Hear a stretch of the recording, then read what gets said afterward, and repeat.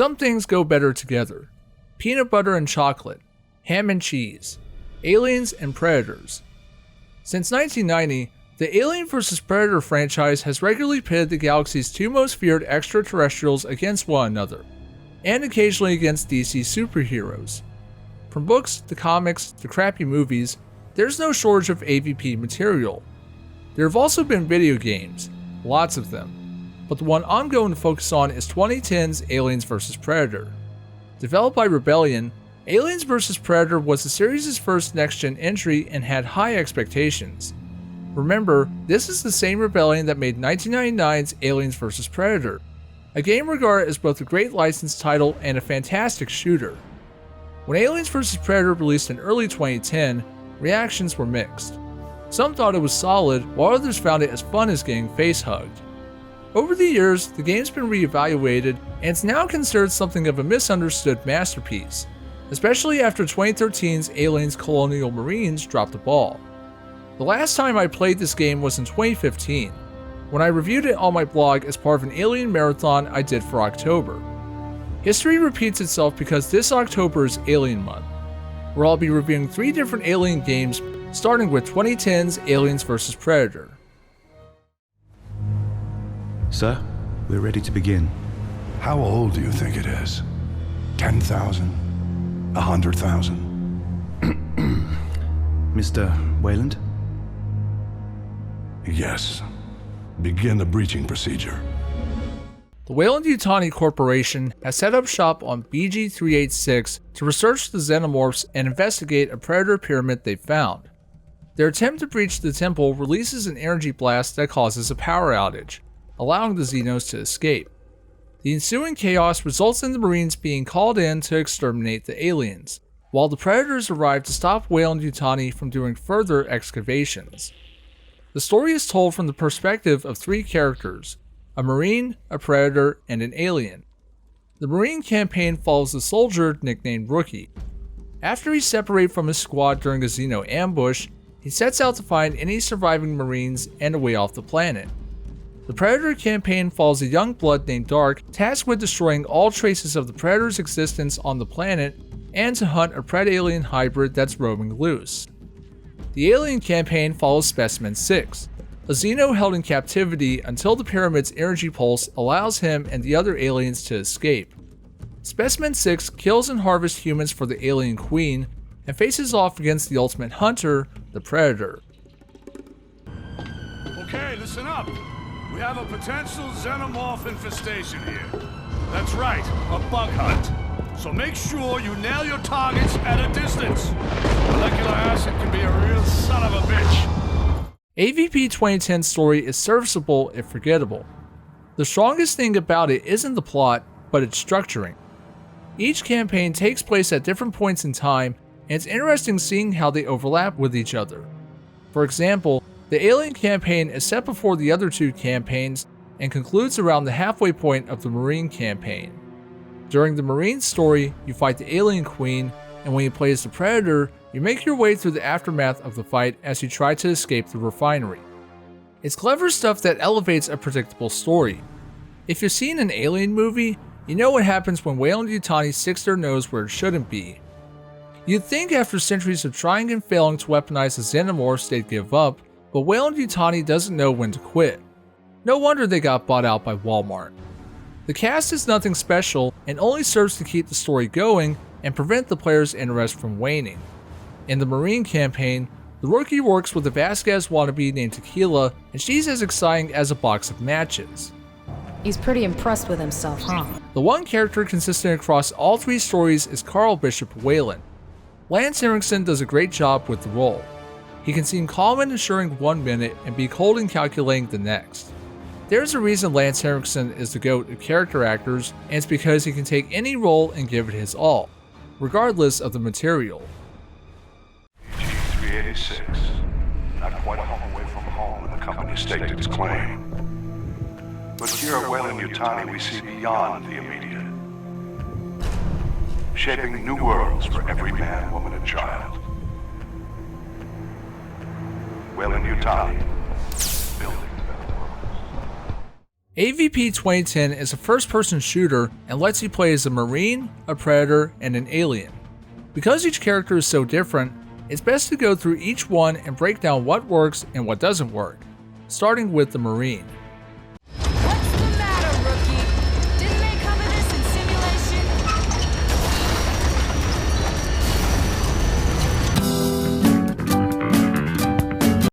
The Marine is the most familiar of the three. He walks, he runs, and he shoots guns. Unlike other FPSs around this time, he doesn't have regenerating health. Instead, he has the health bar broken into segments. If one is partially damaged, it'll heal, but if he loses an entire block, he needs to use a health stem. The Marine campaign starts out strong. As you wander through dark and dimly lit buildings, you hear spooky alien noises and see spooky alien shadows illuminated by your flashlight or some other light source. It's suspenseful not knowing what might jump out at you, and with only your pistol and a pulse rifle by your side, you need to be mindful about ammo management. Aliens are fast and vicious, capable of climbing surfaces and using the shadows to get the drop on you. They're not the dumb drones they were in Colonial Marines, and this campaign, while only a third of the entire game, makes Aliens Colonial Marines its bitch. The levels have atmosphere, the aliens are dangerous, and the tone of the game gradually goes from eerie to action-packed. You go from barely scraping by to wasting Xenos left and right with the smart gun. On that note, let's talk about weapons. The roster includes the usuals like the pulse rifle and flamethrower, plus new guns like the sniper rifle. Each weapon has an alternate firing mode. The pistol has a burst fire option, and the pulse rifle has the classic underbarrel grenade launcher. Ammo is stingy at first, but by the end you'll have no shortage of bullets to plug up Xenos. Blasting away aliens feels solid thanks to the punchy gunfire and sound design. I especially like how you can shoot different appendages off.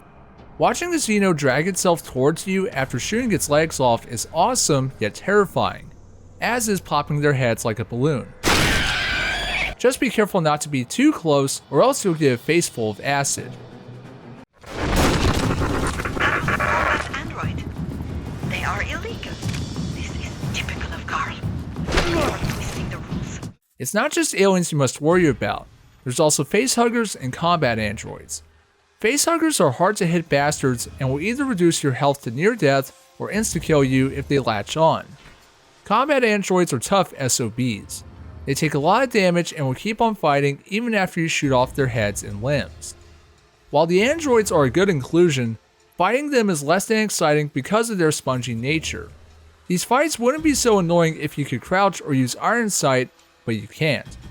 None of the weapons, save for the sniper rifle, have iron sights.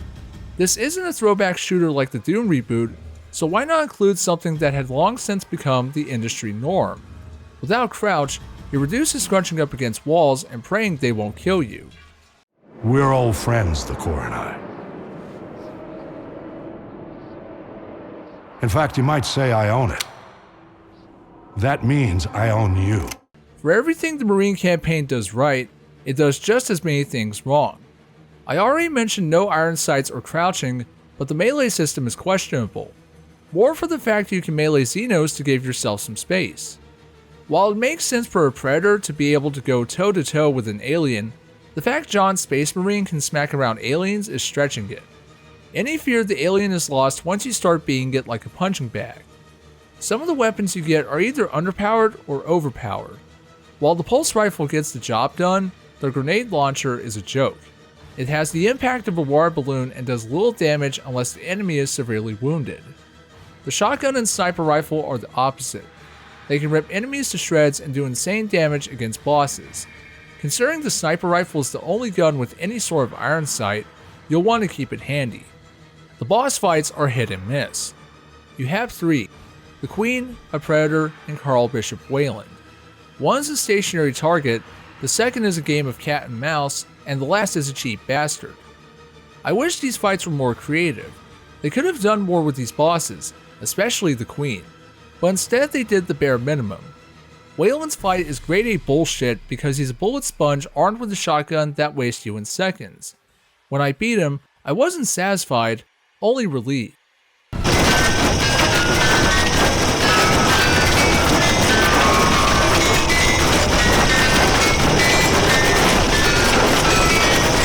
He's dead.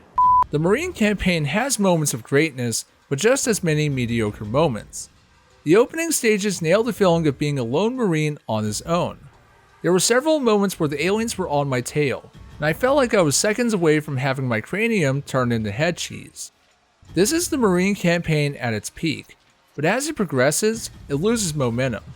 What starts as a spooky alien experience devolves into 4 hours of hunting batteries and hacking terminals, with some alien android shooting thrown in. Had they focused more on the survival element, it would have been a stronger experience. While it's not the ho-hum experience Colonial Marines was, the Marine campaign doesn't quite stick the landing, resulting in something that's good, but not great. Yeah, these colonists were killed by Xenos. Guess we can confirm the infestation, huh? Guess so. No Colonial Marine rescue for these sorts, but... Whereas the Marines campaign is a blend of horror and action, the Predator leans more into stealth. Think Batman Arkham Asylum, but you play as an 8-foot-tall dreadlocked alien. The Predator has an assortment of tools and abilities at his disposal. He can cloak, leap great distances, and climb trees and other structures to stay out of sight. Controlling the Predator is simple but intuitive, as is managing his gear. The Predator has 2 bars, a health bar and an energy bar. Instead of using a health stem, you use health shards to heal. The energy bar ties to the Predator's gadgets like the plasma caster and can be refilled by absorbing energy from a power source. You start with the essentials and acquire more gear during the campaign. This includes fan favorites like the plasma caster and combi stick. You'll use your tools to sneak kill clueless soldiers and collect their heads like baseball cards. The Predator's tech gives you various ways to approach encounters. You can use the Predator's voice sampler to lure a Marine away from his post, then drop down and kill him before finishing off his buddy. Alternatively, you can place a proximity mine and watch the guy seal his fate. The game's executions and stealth kills are brutal as hell. Heads roll and limbs roll whenever the Predator gets his hands on a human. These gory highlights cement AVP 2010 as a bona fide banned in Australia experience. Here it comes!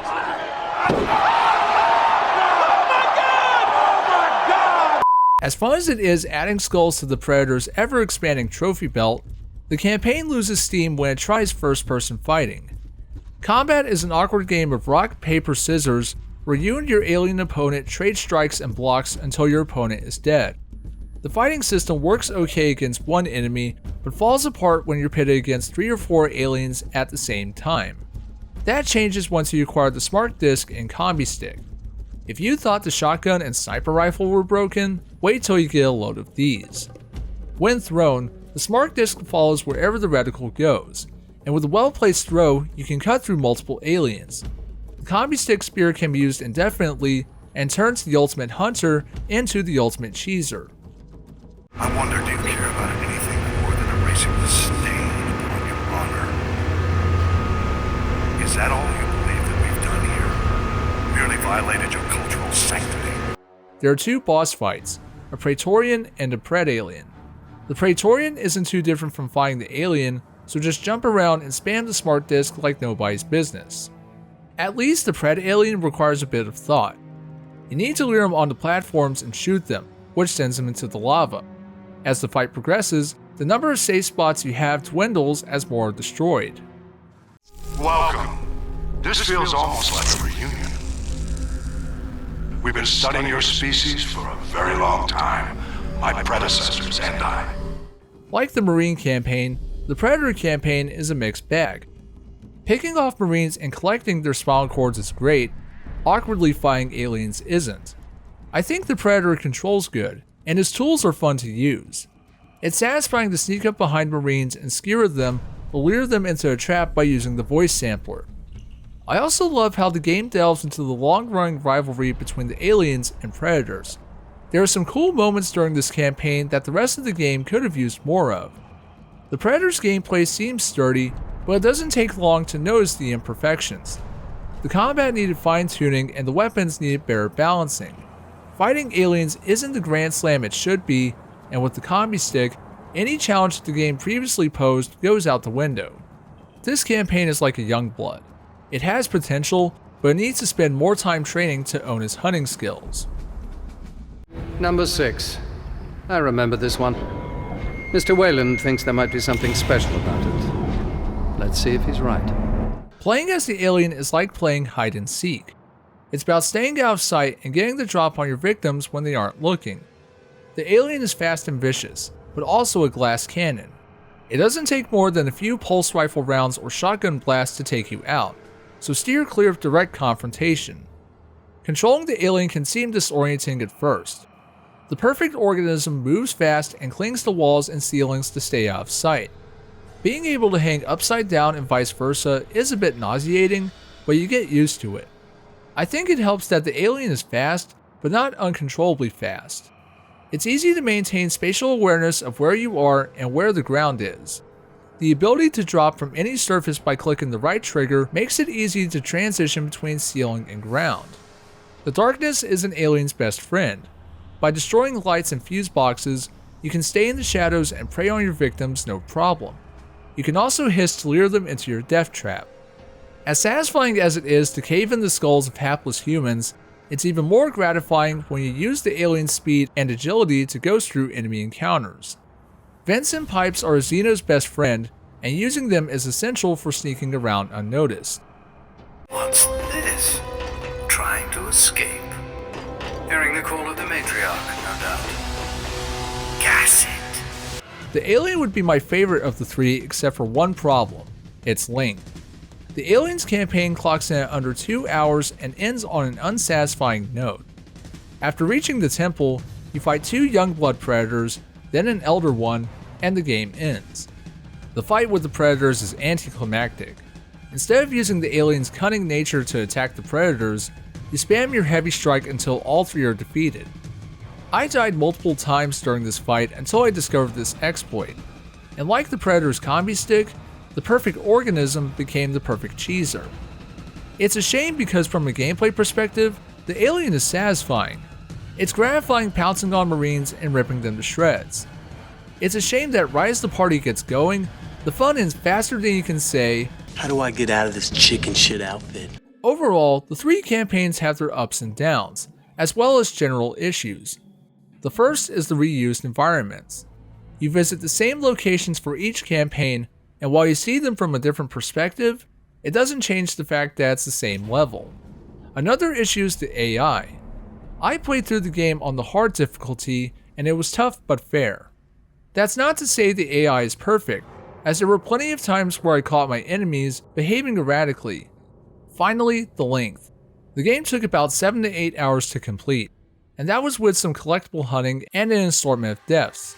While the Marines campaign is the most well-rounded lengthwise, the Predator and Alien campaigns could have benefited from a couple more levels, especially the Alien. Hold out against the alien swarm for as long as possible. Besides the campaigns, there's multiplayer and survival. Even though the game is 10 plus years old, the servers are still active. There's not as many people playing now, but it's still possible to get together some friends for some species versus species action. Fortunately, the survival mode is still available and is lots of fun. The goal is simple: survive against increasingly aggressive waves of aliens. I enjoy a good horde mode, and AVP 2010's version is hectic and challenging. The vicious xenomorphs keep you on your toes, as does chain together kills to boost your multiplier. The arcade aspect and frantic gunplay make this optional mode worth messing around with once the campaign is over. Flying over your position. 5, 4, 3, 2. Look up, rookie. Time to hitch that ride home. AVP 2010's presentation has aged surprisingly well. What the game lacks in environmental variety, it makes up for with its detailed settings and strong art design. The Marine campaign features some great lighting and shadow work that enhances the eerie atmosphere of those early levels. The sound design is good. The Predator and Marine weapon sounds are on point, as are the various xenomorph screeches. The voice acting is decent.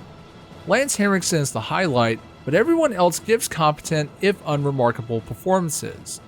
The music borrows motifs from both franchises to create a soundtrack that's equal parts eerie and intense. Can't believe our rookie outlasted all those other tough hombres. Guess you were born to do it, huh? Aliens vs. Predator is like a roller coaster. It has its ups, its downs, and loop-the-loops that'll make you hurl. Each character's campaign has its good points and bad points, but what they have in common is that they do a good job modernizing the gameplay of each. I love the different playstyles of each and how easy they are to control. However, they have their issues. The Marine campaign suffers from repetitive objectives and questionable design decisions. The Predator campaign has great stealth but mediocre melee combat, and the Aliens campaign ends before it has a chance to go anywhere. It's strange because Rebellion proved they can make a great AVP experience, so I'm not sure why AVP 2010 stumbles so much. Maybe it's because they were working on multiple projects around this time, or maybe it's because they didn't have enough time and resources to execute their vision. Aliens vs. Predator isn't what I call a misunderstood masterpiece, nor is it just another bug hunt. It lies somewhere in the middle. The pieces are there, and when everything clicks, it's awesome. But the repetitive levels, short length, and gameplay issues hold back the game. I know it seems like I've been dogging on this game, but trust me when I say I enjoyed Aliens vs. Predator. There's fun to be had, but no Rebellion can make a great AVP game. I was hoping for something better. Aliens vs. Predator gets a 6 out of 10.